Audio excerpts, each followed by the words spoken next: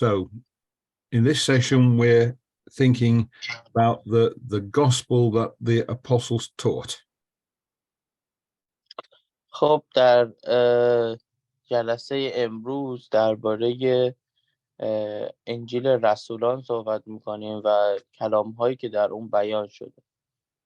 And if you think about it, if you want to know what the basic message of Christianity is, then one can look at how the apostles presented it when they were talking to people who'd never heard it before. اگه شما بخواین اصل مسیحیت رو بدونین و یا بپرسین، در پاسخ باید به سخنان و درس‌هایی که رسولان در کتاب مقدس تدریس می‌کردن نگاه کنین. And there's a good example of this in Acts chapter 2. و خب به اعمال میریم باب 2. So, رسولان باب 2, that's where Peter, the apostle, for the first time talks to a crowd of people about the gospel. و اونجا اولین جایی بود که پتروس درباره عیسی مسیح و درباره کتاب مقدس با مردمان صحبت میکنه. So this is very soon after the resurrection of Jesus. خب این خیلی سریع بعد از رستاخیز عیسی مسیح اتفاق میفته. It happens at the festival of Pentecost. خب در فستیوال پنتیکاست این اتفاق میفته. And the festival of Pentecost is 50 days after the Passover. و خب این فستیوال 50 روز بعد از رستاخیز عیسی بود. And so it's only 49 days after the resurrection of Jesus. و خب میبینید که همون بعد از 49 روز پتروس شروع به صحبت درباره این موضوع میکنه. And on that day, the disciples received a gift from the Holy Spirit. They were able to speak in languages they hadn't spoken before. خب میبینیم که اون رسولان مثل پتروس هدایایی رو از روح القدس دریافت میکنن که بتونن به زبانهای مختلف که قبلا نمیتونستن حرف بزنن الان قادر به حرف زدن باشن تا بتونن پیام کتاب مقدس رو به مردمان برسونن. And they rush out into the street and start talking to people in all these different languages and explaining the gospel to them. و خب با زبانهای مختلف شروع به صحبت کردن میکنن در اون زمان و پیام کتاب مقدس رو در خیابونا فریاد میزدن. Now they're in Jerusalem and it's a festival and people had come from all over the world to Jerusalem to observe this festival. خب هنوزم در اورشلیم این فستیوال برگزار میشه و مردمان زیادی سر دنیا برای دیدنش میرن. So the disciples were able to talk to them in all sorts of different languages, in their own languages, and they could understand what the disciples were saying. و خب در اون زمان هم به همین شکل بود.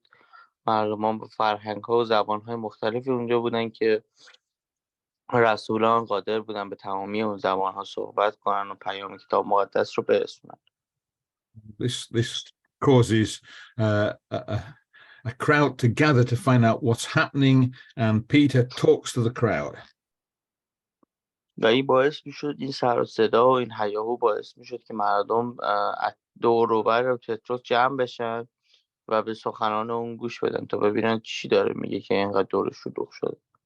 And first of all, he explains why the disciples are speaking in different languages. در ابتدا هم میگه که چرا ما میتونیم به زبان‌های مختلفی حرف بزنیم. But then he goes on to give a description of the message of the gospel.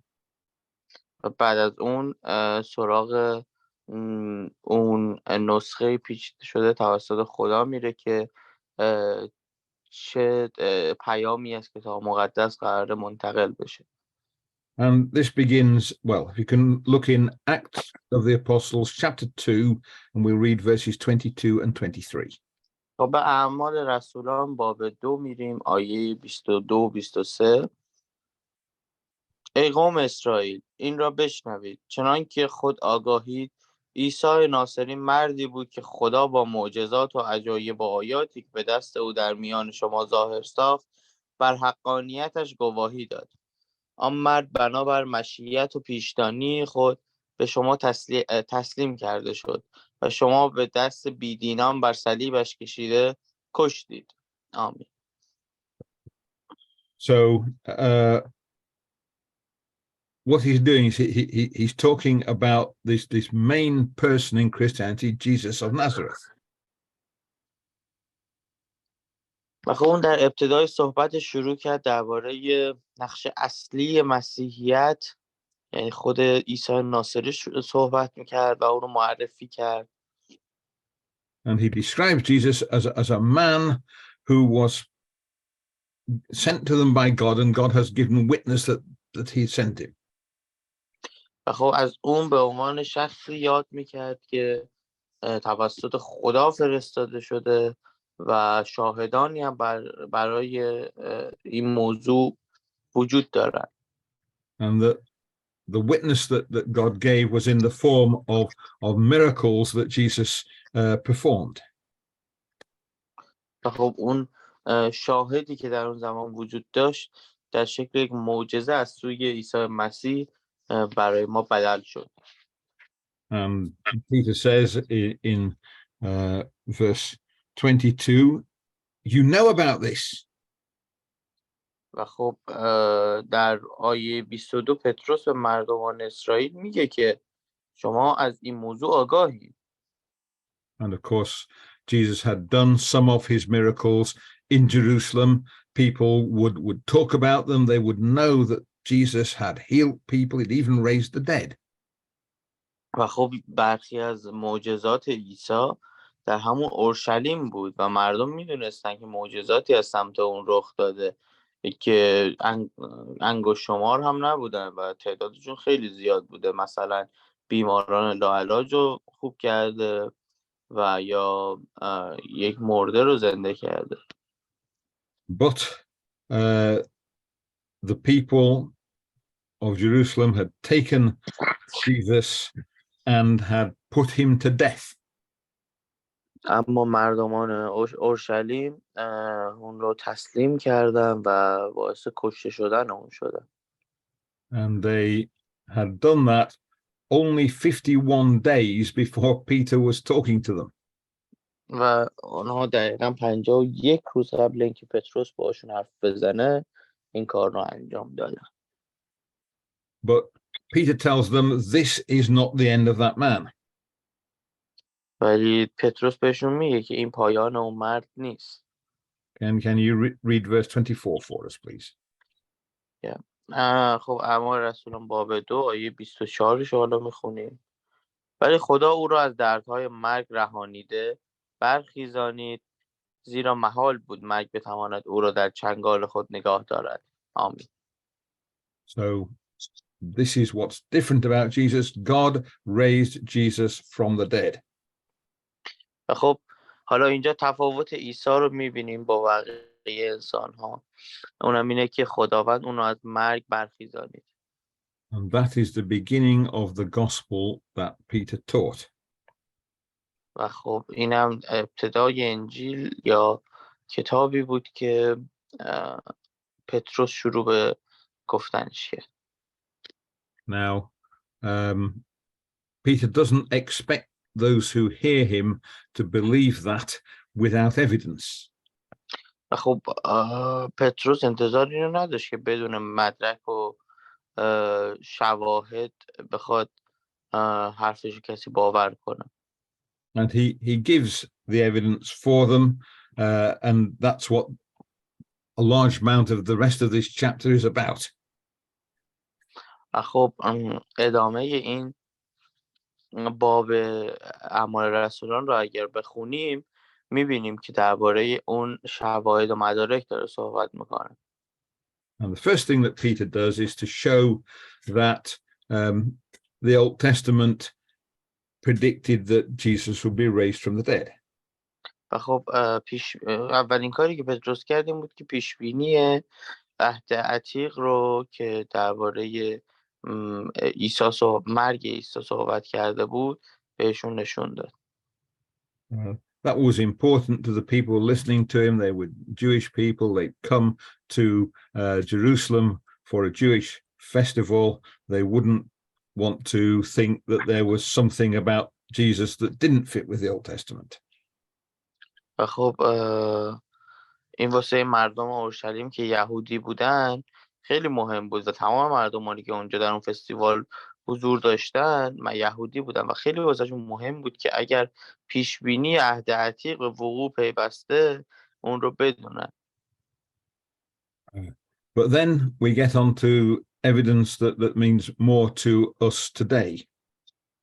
و خب حالا به سراغ یک مدرکی به قول گفتنی میریم که این روزا برای ما قابل فهم تر.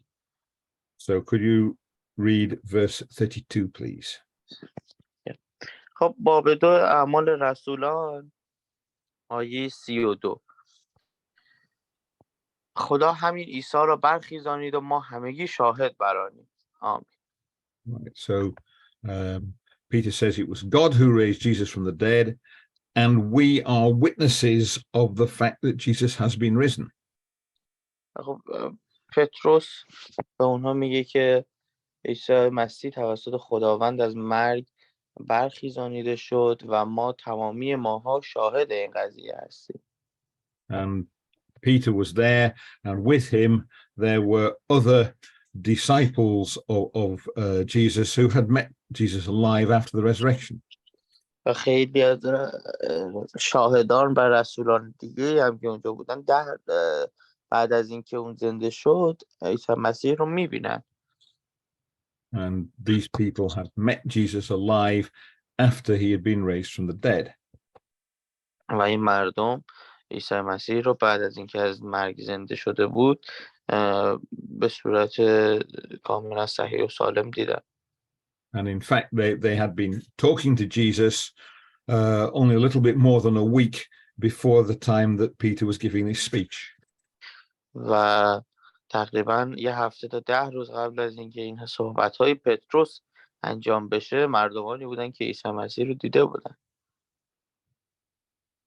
But it's not just the disciples. There are a lot more witnesses to the fact that Jesus was raised from the dead.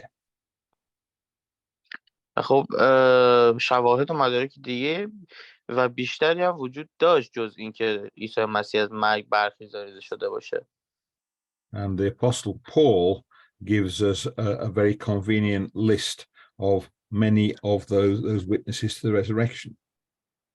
و خب پولس رسول یک لیست بلند بالایی از این مدارک رو به ما میده. That's written in the letter of Paul to Corinth, 1 Corinthians, اول Corinthian, chapter 15. و اول قرنتیان میریم باب 15 و آیه 3 و 4. Right. Well, let's just start off by reading verse 1. خب با آیه 1 شروع می‌کنیم. رستاخیز مسیح. و اما ای برادران اکنون میخواهم انجیلی را که به شما بشارت دادم به یادتان آورم، همان انجیل که پذیرفتید و بدان پایبندید. Should I just read verse 1? Verse 1's okay. Yeah, that's fine. Thanks. Where you've got to is fine. So Paul is giving a summary of the gospel. خب اینجا پولس رسول داره یک خلاصه ای را از کتاب مقدس به اونا ارائه میده. And he starts this by talking about the death and resurrection of Jesus. و خب درباره مرگ و رستاخیز عیسی در ابتداش صحبت میکنه. So now if you could read verses 3 and 4 please. زیرا من آنچه را که به من رسید چون مهمترین مطلب به شما سپردم، اینکه مسیح مطابق با کتاب مقدس در راه گناهان ما مرد و اینکه دفن شد و اینکه مطابق با همین کتاب در روز سوم از مردگان برخاست. آمین. Right, thanks. So that actually is very, very similar to what Peter was saying in Acts chapter 2. و خب میبینیم که خیلی شباهت داره به هر آنچه که در باب 2 اعمال رسولان توسط پتروس شنیدیم. So he talks about Jesus dying just like Peter did. و خب داره میگه که عیسی مرد همونجوری که پتروس گفته بود. And he then goes on to say, and he was raised to life on the third day. And that also is what Peter had told us. و خب میبینیم که بهمون داره میگه در روز سوم عیسی به زندگی برگشت و این همون چیزی که پتروس گفته بود. And he even says, this fits in with the scriptures that they had, which would mainly be the Old Testament. و خب این داره تایید میکنه اون پیشبینی عهد عتیق رو.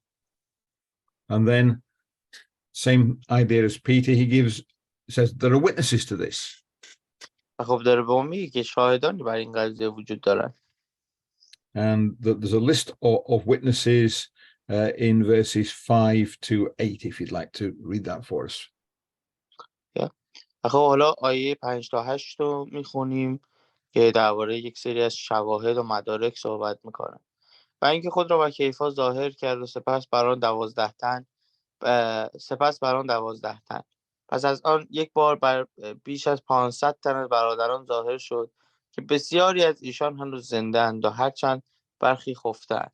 سپس بر یعقوب ظاهر شد و بعد بر همه رسولان و آخر از همه بر من نیز، چون طفلی که غیر طبیعی زاده شده باشد ظاهر گردید. آمین. Thanks. So let's just remind ourselves who these people are. خب حالا بیایم به خودمون یادآوری کنیم این افرادی که نام برد چه کسانی هستند. So the first one he lists is Cephas. خب اولین نفر در این لیست کیفا یا کیفا هست. And Cephas is the Aramaic version of the name Peter. و خب کیفا یه اسم یه تعبیر دیگه از اسم پتروسه. Yeah, so in Aramaic, Cephas means a stone. In Greek, Petros means a stone. و خب در زبان آرامی کیفا به معنی سنگه و در زبان یونانی پتروس به معنی سنگه. So the first one is Peter, and that fits in with what we read in the Gospels. In the Gospel of Luke, it says that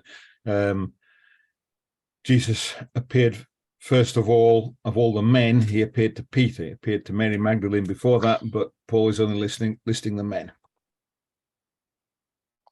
و خب میبینیم که پولس داره لیست میکنه این افراد رو به ترتیب که بر اونها ظاهر شد و خب اولین نفر هم پتروس بود.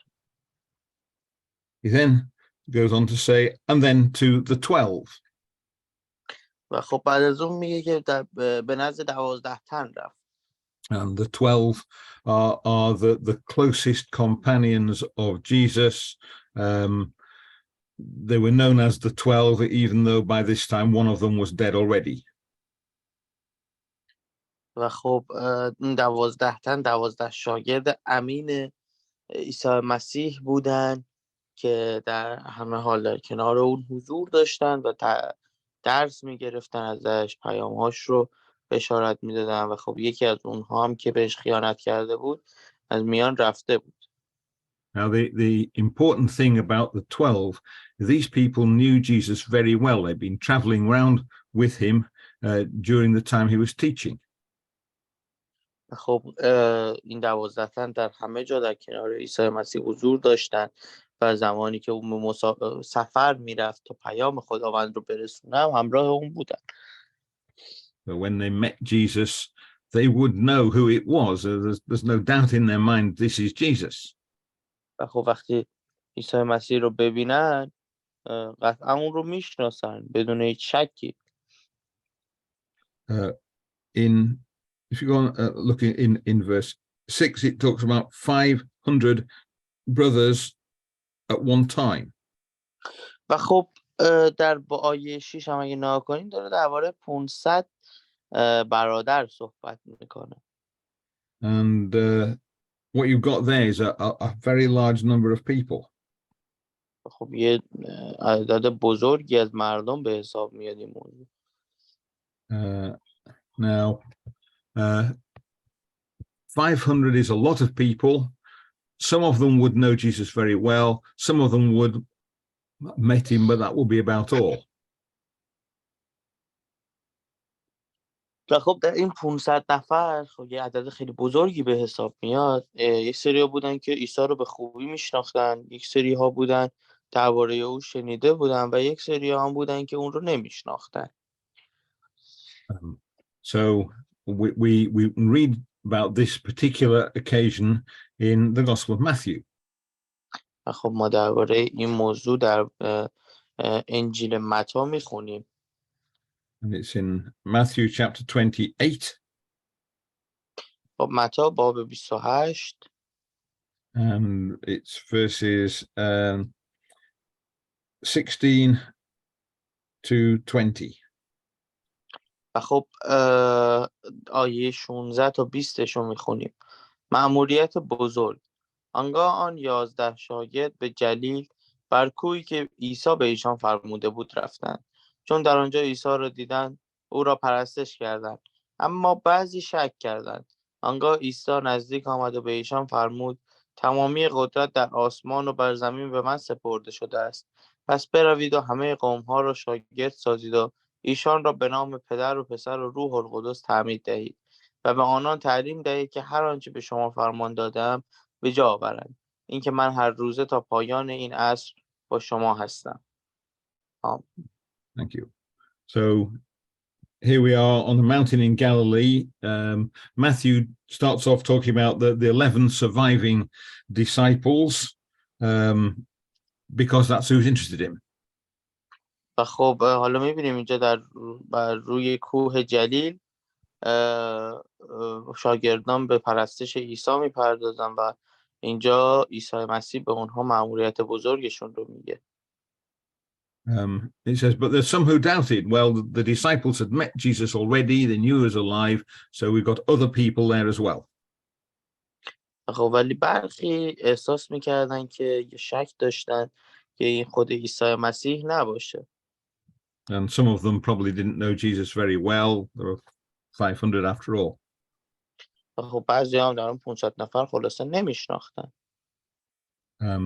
But Jesus tells them to go into the world and proclaim the gospel. و خب عیسی به اونها میگه که مأموریت بزرگ شما اینه که در سرتاسر دنیا کتاب مقدس رو فریاد بزنین و بشارت بدین. Now, if we go back to 1 Corinthians chapter 15 and have a little look at verse 6. حالا برمیگردیم به اول قرنتیان باب 15 آیه 5 تا 8. Well, just verse 6. خب فقط آیه 6. پس از آن یک بار بر بیش از 500 تن از برادران ظاهر شد که بسیاری از ایشان هنوز زنده‌اند، هرچند برخی خفته‌اند. And here Paul reminds us that most of those 500 people are still alive. خب اینجا پولس داره به ما یادآوری میکنه که بیشتر اغلب اون 500 نفر زنده هستند. Now, Paul is writing between 20 and 25 years. Sorry, he's writing 25 years after the resurrection. خب داره 25 سال پس از رستاخیز عیسی انجیل رو می‌نویسه. So there's time for some of the people who'd met Jesus alive after his resurrection to have died in that time. و خب یک سری از مردمان به دلیل سن بالاشون در اون زمان مردن، ولی خب بعد از 25 سال یک سریاشون هم زنده بودن. But Paul tells us most of them are alive, and he tells us that for a reason. و خب پولس داره تاکید میکنه برای این موضوع که برخی از اونها زنده‌اند و خب این هم یک دلیلی داشته که اونها زنده موندن. And the reason is that it meant the people in Corinth could go and talk to those witnesses. خب دلیلش هم این بود که اون اشخاص باید زنده میموندن تا با مردم درباره این موضوع صحبت کنن. So partially saying there are people still alive who met Jesus after the resurrection. و خب داره میگه که یک سری از مردمان پس از مرگ عیسی بودن تا شاهد بر این موضوع باشن که اون زنده شده. But it doesn't really mean much unless he's also saying, and you can talk to them. و تا اونجایی که زنده شده خب شاید اونقدر قابل اتکا نباشه. خب به اونها یاد داده بود که با مردمان دیگر به زبانهای دیگر هم صحبت کنه. Now it's unlikely that someone from Corinth would go to Galilee. It was a very remote area, a long way from anywhere that Corinthians might want to visit. خب این خیلی عجیبه که یکی از قرنتیان بخواد به کوه جلیل بره و در اونجا کسی رو ملاقات کنه. So that means that these witnesses were traveling around that they might come to Corinth. و خب این نشون میده که این اشخاصی که اونجا بودن و دائما در حال سفر هستن یه روزی به نزد قرنتیان هم برن. So remember what Jesus told them to do. He told them to go into the world and teach people. و میبینیم که عیسی مسیح هم از اونها همین خواسته بود که به سرتاسر دنیا برن و به مردم آموزش بدن. And here in Corinthians we find that that's exactly what they were doing. حالا در این قرنتیان میبینیم که دقیقا این همون کاریه که دارن انجام میدن. So we've got Paul writing to people and he's saying, you know about these people, you know, you can talk to these people. These are witnesses that really exist. و خب داره میگه که این مردمان وجود دارن، این مردمان زنده هن که شاهد بودن اون روز و شما میتونیم باهاشون صحبت کنیم. Okay, so who's next? Well, the next one is Jacob in verse 7. و در آیه 7 یعقوب رو میبینیم. And Jacob was one of Jesus's brothers. و خب یعقوب یکی از برادران عیسی بود. And when Jesus was teaching, Jacob had not been one of Jesus's disciples. و خب زمانی که عیسی در حال تدریس بود یعقوب یکی از شاگردان اون نبود. Let's look, if you keep your finger in 1 Corinthians 15, but go to John chapter 7, he talks about this. خب به یوحنا میریم باب 7 and verse 5. آیه 5 رو میخونیم. زیرا حتی برادرانش نیز به او ایمان نیاورده بودند. Right, so if you were an important person in the church, then you wouldn't allow that to be written unless it was true. خب اگر شما یک آدم مهمی در کلیسا بودین ولی به شما اجازه نمیدادن کتاب مقدس رو بخونین چه حسی بهتون دست میداد؟ So during the time that Jesus was teaching, his brothers didn't believe in him. خب در اون زمانی که عیسی مسیح شروع به تدریس کرده بود و تدریس میکرد هیچ کدوم از برادرانشون رو باور نکرد. But later on, they are also teaching the gospel. و عیسی در همون زمان در حال یاد دادن انجیل به شاگردان خودش بود. And James becomes an important apostle in Jerusalem. و خب میبینیم که جیمز یعقوب تبدیل به یه رسول خیلی مهمی در اورشلیم شد. And in fact, he writes one of the books in the New Testament. و یکی از کتاب‌های عهد جدید رو اصلا نوشته یعقوب. So something made Jacob change his mind and start to believe Jesus. و خب می‌بینید این وسط یک چیزی باعث شد طرز فکر یعقوب عوض بشه و بخواد انجیلی رو بنویسه. 1 Corinthians 15 says that's because he met Jesus alive after the resurrection. و خب می‌بینیم که دلیلش هم اینه که بعد از مرگ عیسی و زمان رستاخیزش اون تونسته بود عیسی رو زنده ببینه. And the last example that Paul gives is Paul himself. و یکی دیگه از دلایل اون دیگه هم خود پولس بوده. That's verse 1 Corinthians 15 verses 8 and 9. به اول قرنتیان برمیگردیم آیه 8 و 9. و آخر از همه بر من نیست، چون طفلی که غیر طبیعی زاده شده باشد ظاهر گردید، زیرا من در میان رسولان کمترینم و حتی شایسته نیستم رسول خوانده شوم، چرا که کلیسای خدا را آزار میرسانیدم. آمین. So the point there is that Paul was actually an enemy of the church when it started up. و خب داره توضیح میده اینجا پولس که خود اون در ابتدا دشمن کلیسا به حساب می اومد. And he actually arranges for people to be put in prison and even on at least one occasion put to death. و خب کسی بود که مردمان رو به دلیل حضور در کلیسا به زندان مینداخت یا حتی ممکن بود اونا رو به کام مرگ بکشونه. And then something changed his mind so that he became a Christian and started to teach the gospel of Jesus. ولی به ناگاه یک چیزی اون باعث شد اون تغییر کنه و مسیحی بشه و به تدریس انجیل بپردازه. And Paul tells us what that was. It's because he met Jesus alive after his resurrection. و خودش هم میاد میگه دلیلش این بوده که بعد از رستاخیز عیسی پولس موفق میشه که عیسی رو ببینه. And he says this is not only what Paul teaches, it's what the apostles teach as well.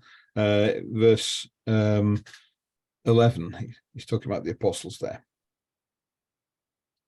و خب داره میگه این فقط چیزی نیست که من میگم و در باقی رسولان هم همین رو میگن که توی آیه 11 اشاره میتونیم ببینیم که میگه به هر حال خواه من خواه آنان همین پیام را وعظ میکنیم، همین از پیامی که به آن ایمان آوردید.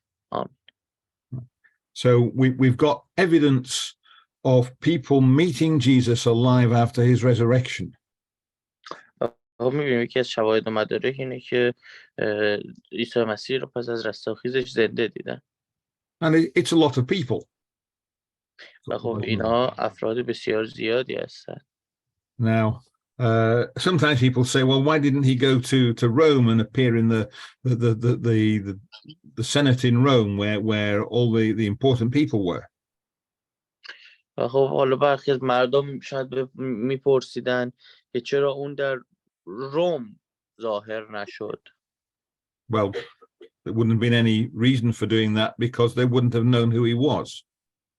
و دلیلش هم اینه که خب دلیل نداشت بخواد در روم خودش رو عموم مردم نشون بده، چون هیچ کس اونجا عیسی مسیح رو نمیشناخت. So what Jesus has done is he's appeared to the largest possible number of people who could have said, this is Jesus, here he is, alive. تنها کاری که میتونست بکنه این بود که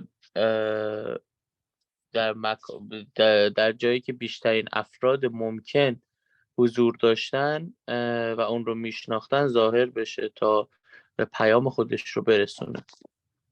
Now, the other thing that Paul talks about, and so does Peter, is the tomb of Jesus. و خب یه چیز مهم دیگه ای هم که پولس دربارش صحبت کرده درباره مقبره عیسی. So if we go back to 1 Corinthians 15 and verse 4, could you read that for us? و خب حالا به همون اول قرنتیان باب 15 آیه 4 میریم که میگه و اینکه دفن شد و اینکه مطابق با همین کتب در روز سوم از مردگان برخاست. آمین. So that verse begins by saying that Jesus was buried. و خب اینجا همونجاست که میگه عیسی مسیح دفن شده بود. So bury someone means you put them into a grave. و خب دفن کردن یعنی اینکه کسی شما رو درون یه قبر رو بذاره دیگه. And so Paul is saying he was buried, he's put in a grave, and then he was raised. و خب داره میگه که عیسی مسیح کشته میشه، دفن میشه، درون یه قبری قرار میگیره و بعد از اون زنده میشه. And that of course can only happen if you got the grave empty afterwards. این زمان اتفاق میفته که شما لطف خدا رو داشته باشی و رستاخیزی داشته باشی. Now we know that the grave of Jesus was empty. و خب مقبره عیسی خالی بود بعد از اون. We know this from various Jewish writings of the late first and second centuries. خب این نوشته های یهودیان در اون زمان در قرون اول و دوم. But it's there also in the Gospel of Matthew. خب اما اینها در انجیل متی هم قابل دیدنه. So if you could go to Matthew chapter 28 and read verses 11 to 15, please. خب آیه 11 تا 15 متی با 28 رو میخونیم. گزارش نگهبانان. هنگامی که زنان در راه بودند، عده‌ای از نگهبانان به شهر رفته همه وقایع را به سران کاهنان گزارش دادند. آنها نیز پس از دیدار و مشورت با مشایخ به سربازان پول زیادی داده گفتند بگویید شاگردان او شبانه آمدند و هنگامی که ما در خواب بودیم جسد او را دزدیدند و اگر این خبر به گوش والی برسد ما خود او را راضی خواهیم کرد تا برای شما مشکلی ایجاد نشود. پس آنها پول را گرفتند و طبق آنچه به آنها گفته شده بود عمل کردند و این داستان تا به امروز در میان یهودیان شایع است. So that will be very easy for the people who first read that letter to check. خب این خیلی راحت باور کردنش برای مردمانی که اولین بار دارن اونو میخونن. So all I had to do was to find a knowledgeable Jewish gentleman and to ask him. و خب باید میرفتن یک یهودی رو پیدا میکردن و ازش میپرسیدن که چه اتفاق برای عیسی افتاده. And the gentleman would say, yes, the tomb is empty because the disciples stole the body. و خب اون مرد مسیحی هم مرد یهودی هم در جواب اونها میگفتش که خب جسد عیسی مسیح در توسط شاگردان او دزدیده شده. Now, it's not a very good reason for the tomb being empty. خب این یک دلیل اصلا خوب و برازنده و قشنگی نیست که بخوان همچین حرفی رو درباره عیسی بزنن. For example, if the guards were asleep, how did they know it was the disciples of Jesus? Pardon, sorry? If the guards were asleep, how could they know who stole the body? و خب اگر خدا خواب بود اینا از کجا میخواستن بفهمن که جسدها دزدیده شدن؟ But the point about it is that it's an excuse you can only give if there is an empty tomb. خب این اما این تنها بهونه‌ایه که میتونی بیاری برای زمانی که یه قبر خالیه. خب So if suppose a small boy comes to teacher says, where's your homework? And he says, oh, the dog ate it. You might not believe in the dog, but you can certainly believe there's no homework.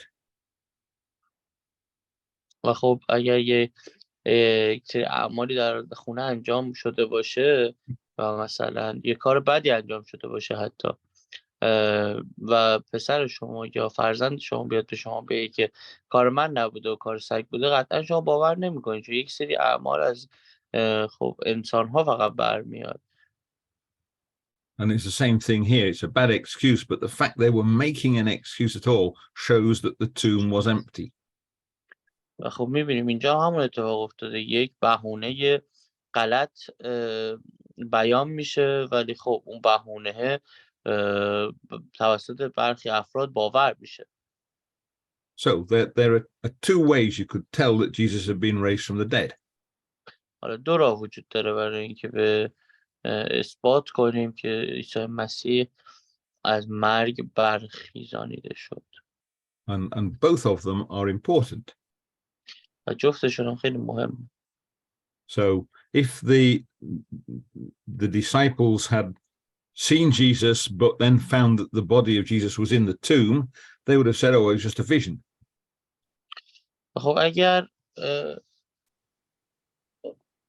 just a dream, you know. و اگر مثلا عیسی مسیح رو در مقبره میدیدن و با یک چشم برهم زدن دوباره ناپدید میشد، میتونستن بگن خب یه تصاویری رو دیدن، یک سری رویا یا خواب بوده حتی. And if the tomb had been empty but no one had seen Jesus, they would have thought that someone had stolen the body. و خب اگر اونها مقبره رو میدیدن و عیسی مسیح توش نمیدیدن، میگفتن که خب دزدیده شده جسدم. But in fact, they got both pieces of evidence. They saw the tomb was empty and they met Jesus alive afterwards. ولی خب اونها هر مدرکی که برای رستاخیز عیسی لازم داشتن رو میدیدن، یعنی که مقبره اون خالی بود و خود عیسی رو هم زنده دیدن. So we can be certain that Jesus was really raised from the dead. میتونیم مطمئن باشیم که عیسی مطمئناً از مرگ برخیزیده.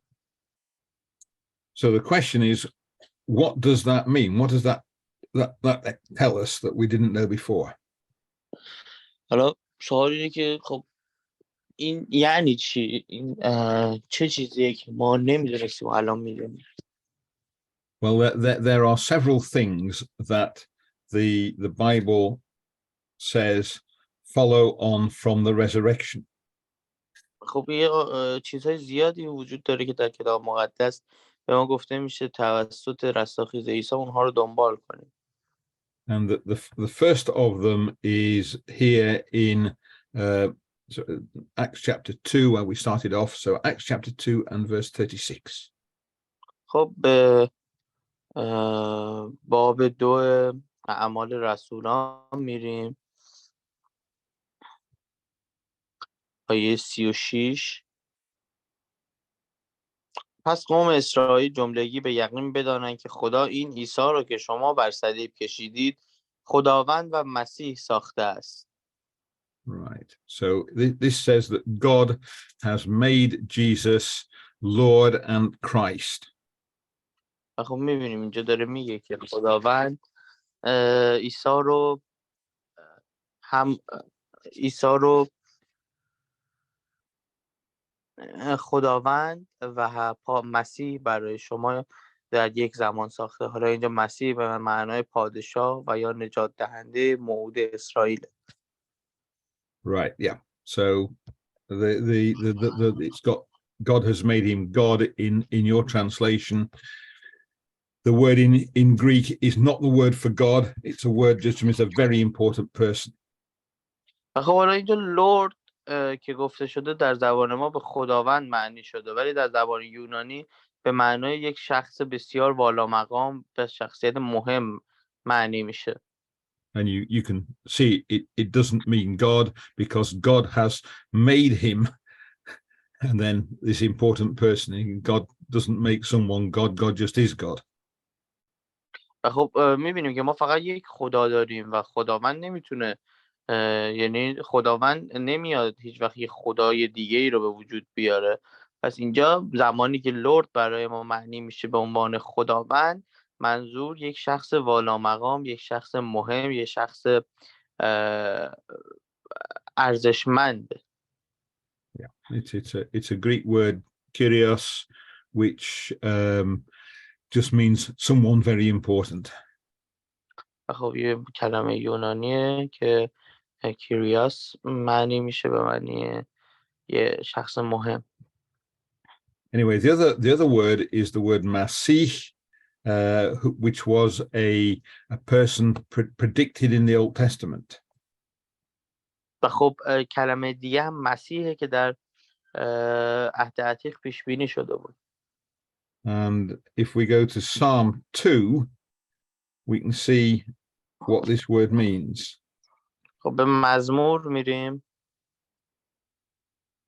So if you could read Psalm 2, Mazamir Baba Do, Psalm 2, verses 1 and 2.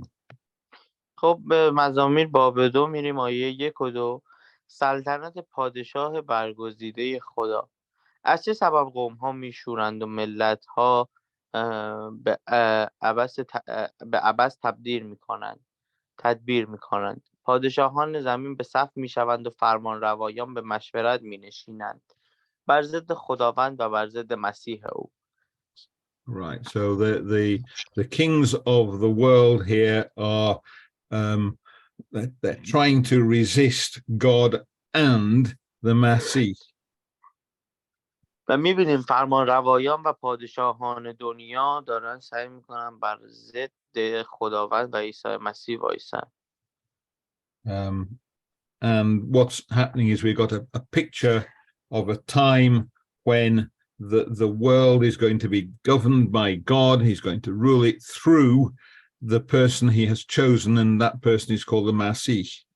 و خب خداوند داره این پیام رو به ما میرسونه که در روزی که روز داوری باشه، قرار پسرش عیسی مسیح فرمان روا و پادشاه کل دنیا باشه و بر اون حکمرانی کنه. And it explains that in verses 4 to 6, if you could read those. باب 4 تا 6 آیه 4 تا 6 رو میخونیم. آنکه در آسمان ها جلوس کرده میخندد، خداوندگار ریشخندشان میکند. آنگاه در خشم خویش به ایشان سخن خواهد گفت و به غضب خویش ایشان را هراسان خواهد ساخت. خواهد گفت من پادشاه خود را نصب کردم بر کوه مقدسم صهیون. آمین. Thanks. So what's happened here is that God has put the Masih as his king. He's put him on Zion, which is in Jerusalem. و خب اینجا داره خداوند تاکید میکنه که من پادشاه خودم رو انتخاب کردم و بر کوه مقدسم صهیون در اورشلیم قرار رو فرود بیارم. So the Masih is going to rule the world for God. و خب خداوند داره این رو به ما میگه که عیسی قراره دنیا رو بر دنیا حکومت کنه و برای خداوند اون رو فرمان روایی کنه. We're talking about something that happens at the end of history. خب این در و داریم درباره آخر تاریخ صحبت میکنیم. And you can see who the king is because that's in verse 7. خب میبینیم در آیه 7 که پادشاه کیه. و حال من حکم را باز میگویم، خداوند مرا گفته است تو پسر من هستی، امروز من تو را مولود ساختم. آمین. So it's talking about a Masih who is the son of God. داره میگه که عیسی پسر خداوند. And Peter has said that God has made Jesus Lord, important person, Savar, and also Masih. This person is going to rule the world for God. خب پتروس هم داره همین رو میگه، داره میگه که خداوند عیسی رو سرور ما قراره بسازه و پسر خودش هم هست، سرور ما هم هست و قرار پادشاه فرمان روایی خداوند بر روی زمین هم باشه. And in verse 7 we read, this is the Son of God. و خب در باب آیه 7 ما خوندیم که داره تاکید میکنه که این پسر منه. So let's just look at one other thing that the resurrection tells us about. حالا ببین به یکی از چیزایی که رستاخیز به ما آموزش میده نگاه کنیم. And this is in Romans and chapter 1. خب باب 1 رومیان رو میبینیم. I'm going to read آیه this. 1 تا 4. That's correct, yes. از پولس خادم مسیح عیسی که به رسالت فرا خوانده شده و به انجیل خدا وقف گردیده است، همان انجیل که خدا از پیش به واسطه پیامبران خود وعده‌اش را در کتب مقدس داده بود و درباره پسر اوست که چون انسان خاکی از صلب داوود به دنیا آمد و با رستاخیز از میان مردگان به سبب روح قدوسیت به مقام پسر خداوند منصوب شد، یعنی خداوند ما عیسی مسیح. آمین.